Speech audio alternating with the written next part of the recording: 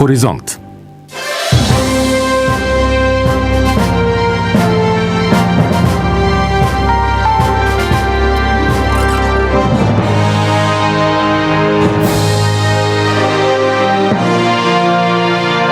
Парламентарни избори 2026. Предизборен диспут. Добър ден, уважаеми слушатели! Започва третият поред безплатен диспут по програма Хоризонт на Българското национално радио. Аз съм Юлиана Конажева и следващите минути ще работим с редактора на предаването Веселина Миланова, звукорежисьора Жеко Жеков и музикалния редактор Дани Стойкова. И днес участниците ще дебатират по предварително избраните и съгласувани с политическите партии и коалиции теми.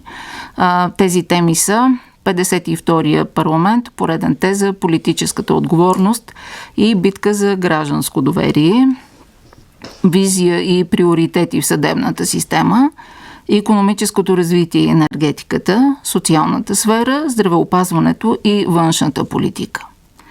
По силата на сключеното споразумение между БНР и политическите партии и коалиции за реда и условията за отразяване на предизборната кампания за изборите за народни представители, насрочени за 19 април тази година, всеки от участниците ще има по 10 минути, в които да изложи своите тези, да дебатира или пък да отговори на моите въпроси, които няма да бъдат отчитани като време. Редът, по който те ще бъдат представени и ще говорят, е определен чрез жребий в Централната избирателна комисия. По този начин казвам и добър ден и на гостите ни в студиото. Добър ден. Здравейте. Веселин Пенев, който е водач на листата в 23-ти многомандатен избирателен район в София на коалицията Алианс за права и свободи, които се явяват на изборите отново в тази коалиция с Земеделския народен съюз. И Емил Димитров, който е водач на листата в 31-ви многомандатен избирателен район в Ямбол на коалиция Сини България, в която влизат Консервативно обединение на десницата, Български демократичен форум, Движение демократично действие, Обединени земеделци, Българска нова демокрация, партия Консервативна България. Здравейте, господа! Здравейте, на слушателите. Аз ви предлагам, темите са набелязани, но в ситуация на заобикалящи военни конфликти, повишени разходи, високи непосилни за част от обществото ни цени, инфлация и удължен, а не редовен бюджет, да кажем, това ли е първото, което трябва да свърши парламент? Като дори не забравяме, че именно дебатите по бюджета станаха повод за протестите и за падането на правителството на Росен Желязков. Започваме с Веселин Пенев, така както е по жребий. Да, благодаря. Следвайки темите и така както предлагате и вие, логично е икономическите тези да бъдат водещи в нашия диспут. И темите, които предстоят за решаване в следващото Народно събрание, задължително обаче преди всичко трябва да направим и чисто политологичен прочит на това какво и как е призвано следващото Народно събрание да свърши по линия на невъзможността предходното 51-во да го направи. За съжаление, не се доби никакъв сериозен хоризонт и никаква устойчивост политическа за решаване на основни проблеми на българското общество. И в тази връзка, преди да се стигне до икономическите решения, които текущо наблюдаваме, че до голяма степен служебното правителство полага сериозни усилия за това, за нас от Алианс права и свободи в коалиция с Земеделския народен съюз ще преминат през 3 фази задължителни действията на 52-то Народно събрание, като първата и задължителна такава е осигуряването и провеждането на честен и прозрачен вод. Защото се нагледахме през годините на достатъчно изкривявания в тази посока, от което, за съжаление, в последствие проистичат и всички пороци на това да не могат да бъдат създадени устойчиви мнозинства, които да формират правителства с ясна визия за решаване на обществения интерес и защитата му, а не на корпоративния, личен и партиен такъв. Това не трябва ли да стане обаче още преди това? Именно заради това призива към всички останали партии в унисон с действията на служебното правителство и на институциите, които са призвани да осигурят този честен и прозрачен вод, включително и Централната избирателна комисия със собствените си действия, са изключително важни и в тази посока, ако не се постигне този ефект, всички усилия за формиране на такъв вид мнозинство в следващото Народно събрание, което да формира мнозинство за решаване на най-необходимите за успешни действия по защита на обществения интерес, няма да бъдат ефективни и резултатът ще бъде мултиплициран такъв какъвто е до момента. А пък, извинявам се, протестите и гнева на хората от площадите от края на миналата година генерира надежда точно в тази посока.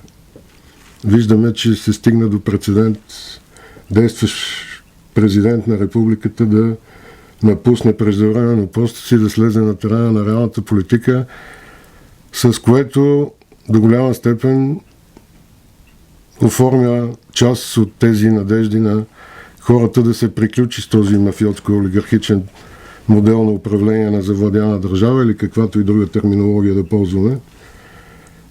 Тя от своя страна тази надежда за сетен път на нашата 36 годишна демокрация е доста крехка. За съжаление е крехка и самата демокрация, и то не е само в рамките на нашата обективна действителност, а и в международен мащаб, особено в Европа, виждаме тенденциите по отношение на това да се върви към една по-тоталитарна и възвръщане на еднолично управление, което е немислимо за модерната световна практика. Оказва се, че нашата демокрация е доста крехка. Тя не само, че е в криза, тя, за съжаление, е с доста слаба имунна система и няма много инструментариум, чрез който да бъде защитена. Призива на Алианс за права и свободи в това отношение да се върви към възвръщане на демократичните правила. Това задължително минава през истински реформи, започвайки от най-важната на всички системи, започвайки от най-важната, правосъдната такава. Правосъдната система ли, господин Димитров, Емил Димитров, това ли е нещото, с което и вие смятате да започнете реформите, влизайки евентуално в Народното събрание? Като си говорим и за правосъдна система, и за визията ни за бъдещето, нека да видим малко назад какво се случи през последните години и как едни парламенти, които бяха пълни с представители на чакащите някой да им даде, държавата да им даде, как всъщност си отидаха безславно и с протести по улиците. И защо, нашия отговор на въпроса, защо е така? Защото държавата, която дава, тя може да обещава, че ще дава, ама тя почва да взима от някъде, за да дава. Така. И тези, които работят, за да пълнят бюджета, именно частния бизнес и хората, които работят в частния бизнес, те нямат своето политическо представителство и продължават да бъдат недоволни.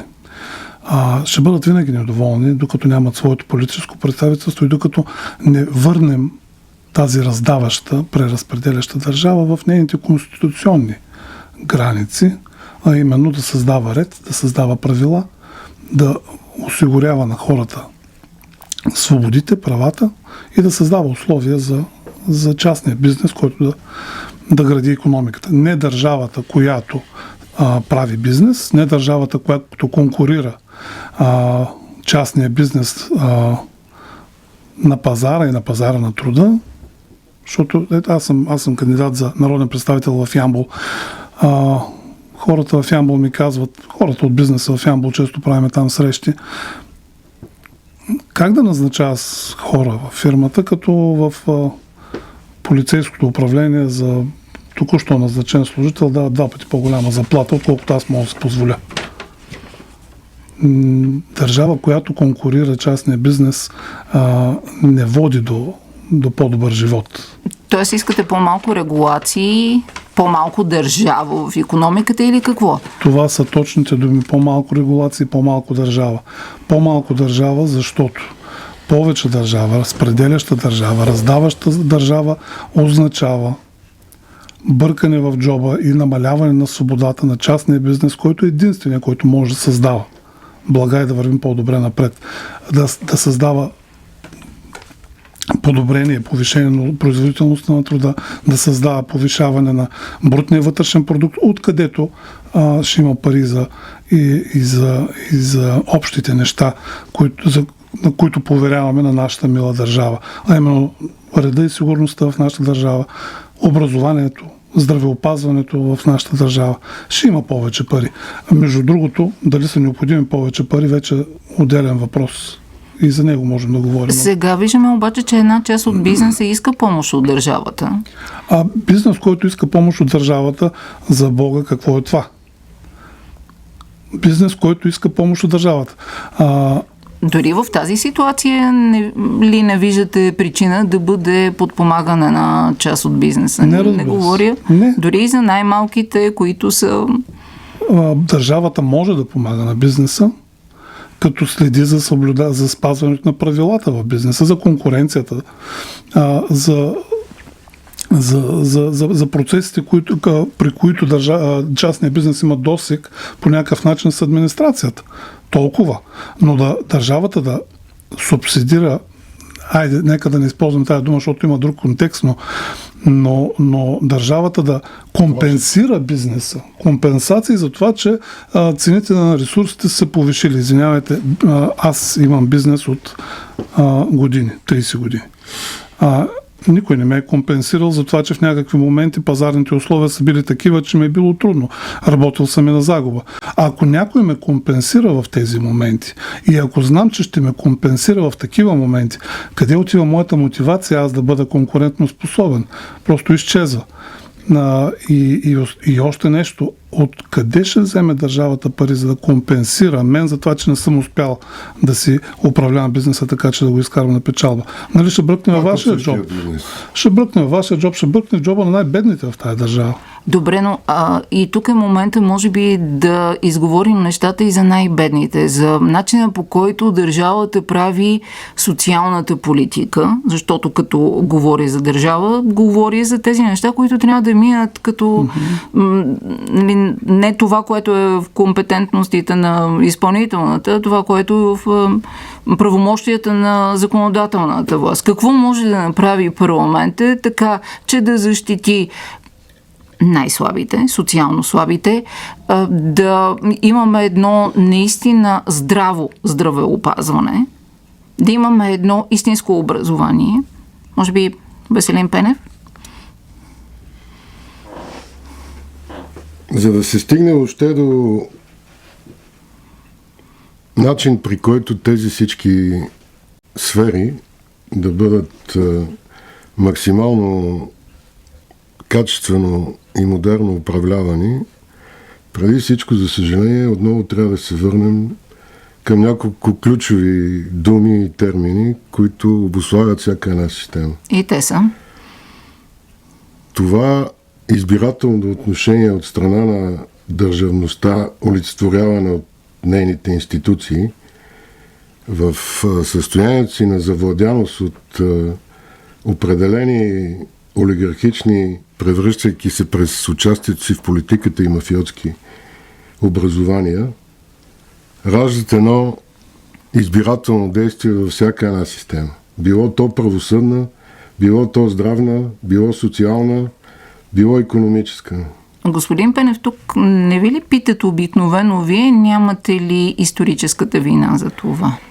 Историческа вина има цялото ни общество, персонифицирайки я по отношение на някакъв вид генезис. Това е факт и никой не го отрекал. Напротив, въпросът е, че този порок не може да бъде приписван единствено и само както се зароди от средата на 2024 година като вътрешно партиен проблем. Още тогава заявихме категорично, първи, бидейки най-близо до този проблем, че това е общонационален проблем и по начина, по който се върви, неминуемо държавата с главно Д ще стане диктатура такава, от каквато се отървахме преди 36 години. За съжаление, да се върнем заради малкото време на конкретиката, свързана с въпросните сфери, в които хората очакват с нетърпение истинска промяна. Думата реформа, аз като 35 години участваш в този обществено-политически живот, от времето на вице-премиера Димитър Луджев, с неговата реформа продължава да бъде актуална и до ден днешен, без да се е случило в степен, че така масово да може да защити обществен интерес, а не конкретни индивидуални такива. И в тази връзка нито икономика на растежа ще получим, а ще продължаваме да вървим с икономика на оцеляването. Не случайно и колегата говори за порока да се иска всичко от държавата.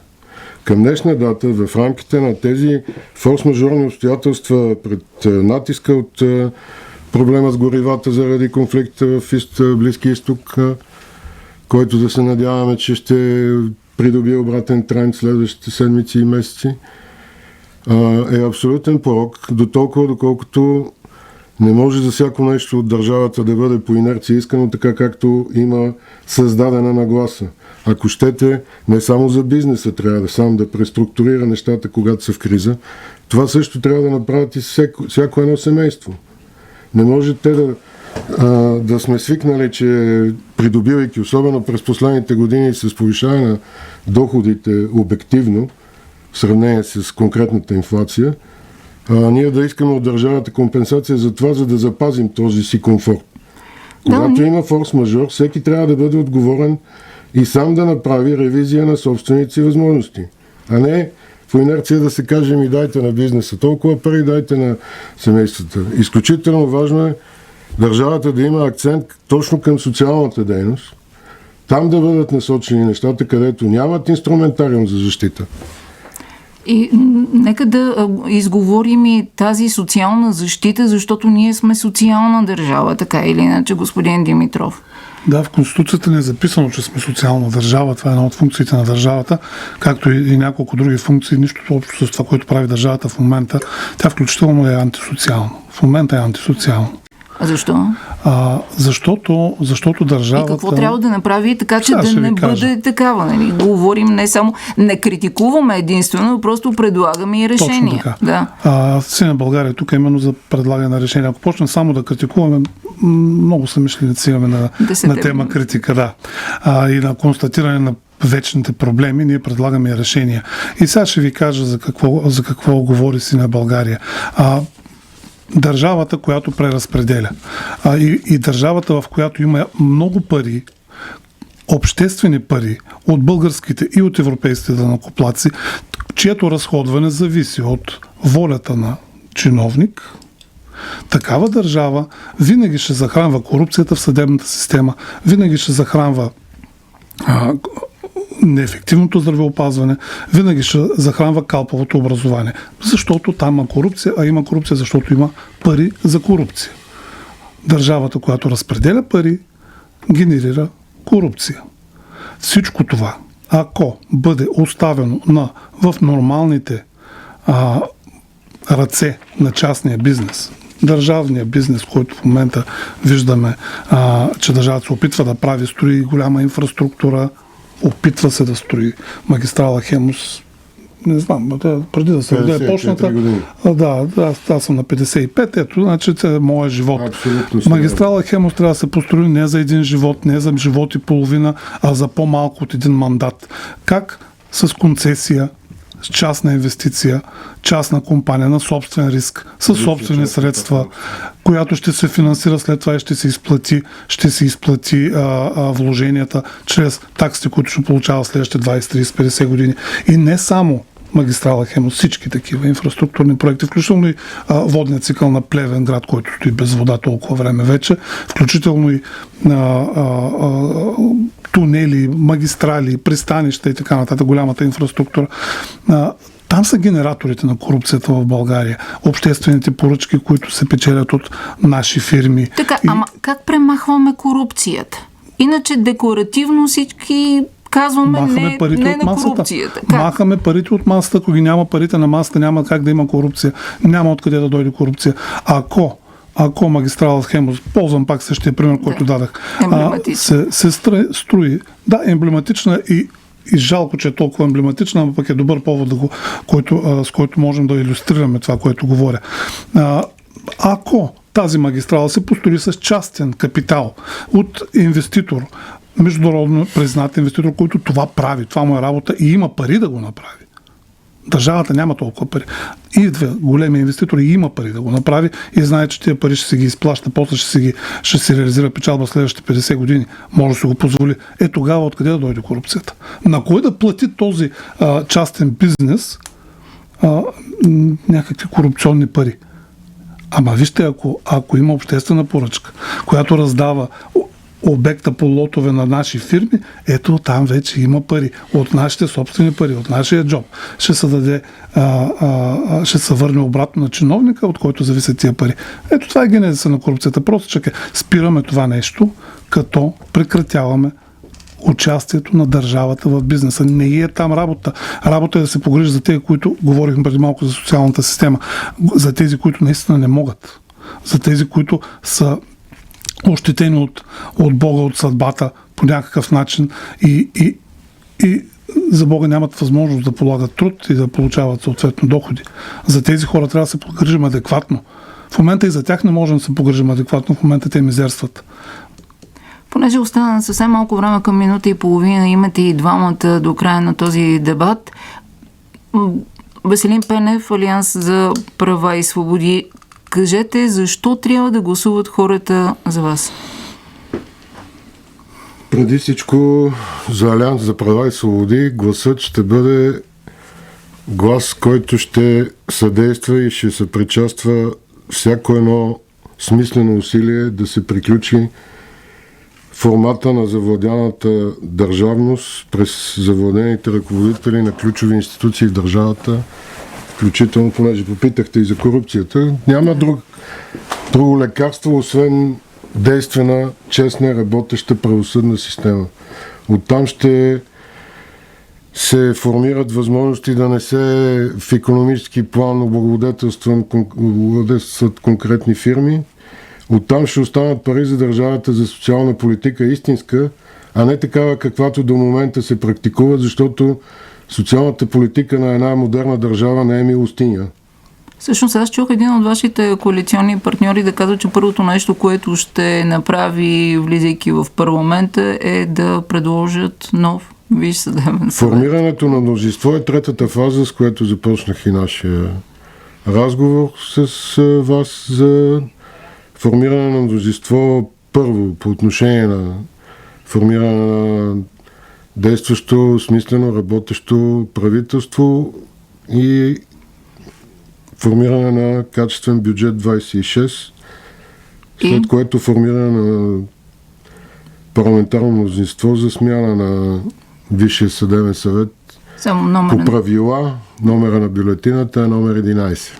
Много ви благодаря. Веселин Пенев, Алианс за права и свободи. Той е водач на листата в 23-ти многомандатен избирателен район в София. И Емил Димитров. Сина България с номер 3 в бюлетината на изборите на 19 април. Единствената политическа сила, между другото в момента най-голямата извънпарламентарна политическа сила в България, е единствената, която предлага и настоява консистентно за десен консенсус за управление на държавата, за изваждане на държавата от несвойствените й функции да прави бизнес за сметка на частния бизнес, за изваждане на държавата от ролята на касичка и бухалка едновременно и за свобода за частния бизнес, така че да можем да се погрижим за икономическия растеж, който е единственият инструмент, с който можем да си повишим доходите, можем да си подобрим здравеопазването, което е в окаяно състояние в момента, въпреки тройно по-големия бюджет в сравнение с преди 10 години, и да отворим перспективата за бъдещето.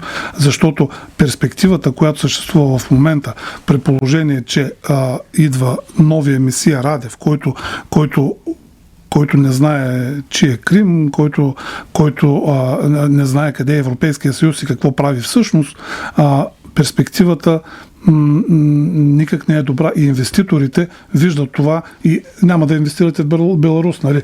Утре, ако стане така, че Радев управлява България, може би никой няма да иска да инвестира в България.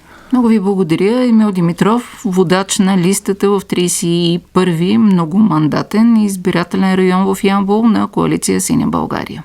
Благодаря ви. Това е и края на третия безплатен диспут по програма Хоризонт на Българското национално радио. Четвъртият и последен ще бъде по това време следващата седмица. За него работихме Юлияна Корнажева, Веселина Миланова, Жеко Жеков и Дани Стойкова. Купуването и продаването на гласове са престъпления.